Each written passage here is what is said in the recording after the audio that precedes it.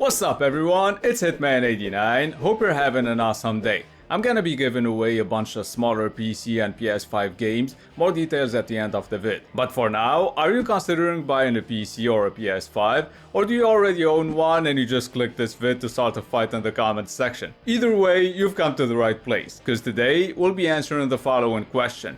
PC or PS5? Which is better in 2025? But before we dive into it, regardless of your platform, the best place to get your games is on instant gaming. Cause if you're on PC, then you won't have to wait for sales anymore. You can save up to $10 on all the latest games like Mafia the Old Country and Rematch. All the games come straight from the authorized resellers. PSN gift cards are also cheaper here, so you can use them to buy games directly on the PlayStation Store. Oh, and Game Pass Ultimate codes work on both PC and Xbox, so don't forget to get those. Instant gaming is 100% legit. I use it myself, so go ahead and use the link in the description and save some money on all your games. Let's get back to the vid. The best thing about gaming on a console is that it's hassle-free. Download the game, hit play, and you're good to go. Obviously, if it boots up in fidelity mode, you switch to performance mode like a sane person, and boom, you're set. On PC though, you install the game, run it, sit through the shader compilation screen so the game doesn't stutter like crazy, and when it's finally done, instead of playing the game, you go to the graphics options and spend the next 10 minutes fine-tuning the settings to make sure it looks and runs great.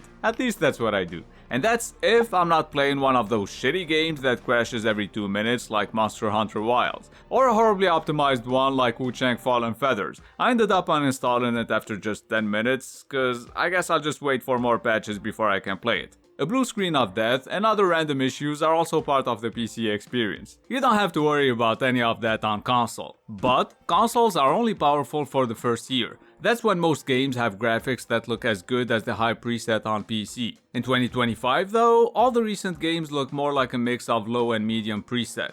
Except for the exclusives, of course. Check out the difference between the PC and the PS5 version of Oblivion Remastered. It's huge, and in addition to having much better graphics, the other good thing about gaming on a beefy PC is that you can power through bad optimization. Cause I think we can all agree Oblivion runs like shit on all platforms, right? But at least on PC, I didn't have to deal with the terrible frame rate in the open world. I'll give you another example. I don't know if you played the Precinct, it's a good little game, but it's locked to 30 FPS on console, even on PS5 Pro. Unacceptable in 2025. Don't get me wrong, the PC version is also poorly optimized, but if you play with the settings enough, you'll be able to run it at 60 FPS or higher. This rig cost me around 2 grand, which in my country, Tunisia, is considered an arm and a leg. And I know what you're thinking. But Hitman, why is your PC under the desk? Well, I'm a graphics whore, so I mostly play very demanding games, and the noise my GPU fans make is so loud I can't hear the game audio anymore. Check this out.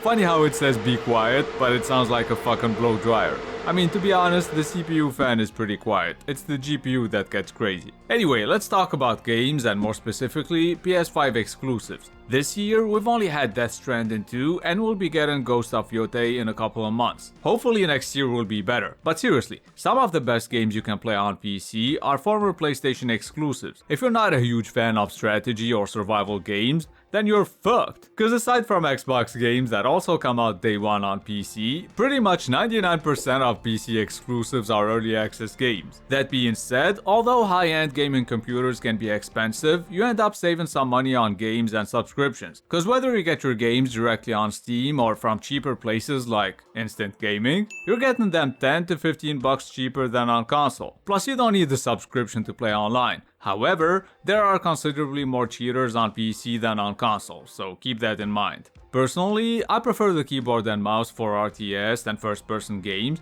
but for everything else, I use the controller. It's also worth mentioning that only a few games support mods on console, but on PC, you can fix a broken game with mods, or you could even change the game entirely. For example, you could take Skyrim, which is like 15 years old now, and make it look and play like it just came out. Last but not least, you can do more than just play games on a PC. You can record excellent quality footage without needing a capture card, edit vids, work, or surf the web.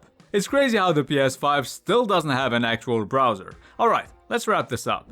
If you're a rich motherfucker like me, Just kidding, but if money isn't a problem, then obviously get both. The only thing I regret buying is the Series X. It's been collecting dust for a while now. But anyway, if you have to pick, you have at least $1,000 and you don't find the graphics settings on PC overwhelming, then get a PC. Now if you have $500 or less, get a PS5, even a used one with a couple of games, and you'll have a good time. And that's gonna be it for this comparison video. I hope you found it useful and maybe funny. Now for a chance to win these games, like the vid, subscribe to the channel, and comment either Team PC or Team PS5 depending on which games you wanna get. The winner will be revealed at the end of the best co-op games vid.